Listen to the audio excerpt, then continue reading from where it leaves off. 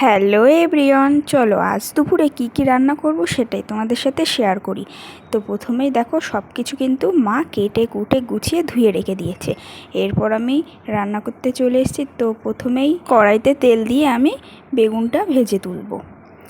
আর এদিকে আমি প্রেশার কুকারে বসিয়ে দিয়েছি কচু সেদ্ধ, 2টো সিটি দেব।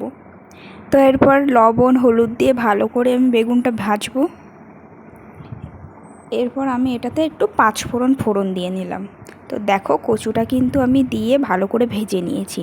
এরপর মশলা করেছিলাম জিরে আর কাঁচা লঙ্কা, তো সেটাই দিয়ে একটু নাড়িয়ে চাড়িয়ে একটু গরম জল অ্যাড করলাম।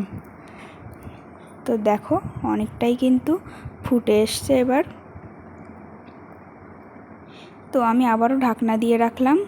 দেখো তোমরা যে যেরকম ঝোল খেতে চাও তেমনভাবে নামাতে পারো। আজ কিন্তু সব কিছুই নিরামিষ হবে, কারণ আজ শনিবার।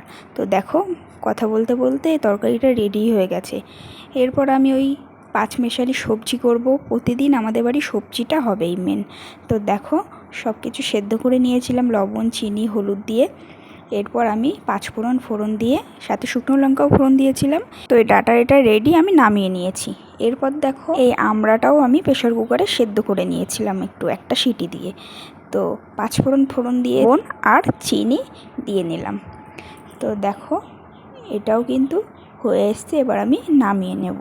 তো রান্না কিন্তু খুব তাড়াতাড়ি হয়ে গেল, কারণ সব কিছু গোছানো থাকলে এসে রান্না করলে বেশ ভালোই লাগে। চলো চট করে দুপুরের মেনুটা দেখিয়ে দিই। তো প্রথমেই দেখতে পেলে চাল কুমড়োর ঘন্ট করেছিলাম, আর এই যে ডাল, সাথে ওই যে 7 মশালি সবজিটা করেছিলাম, আর এই যে কচুর তরকারি, আর আছে চাটনি, আর লাস্টে দইও আছে। তো ভিডিওটা ভালো লাগলে অবশ্যই চ্যানেলটিকে সাবস্ক্রাইব করে দিও। তোমরা সবাই ভালো থেকো, এইভাবে পাশে থেকো। তো আজকের মতো টাটা।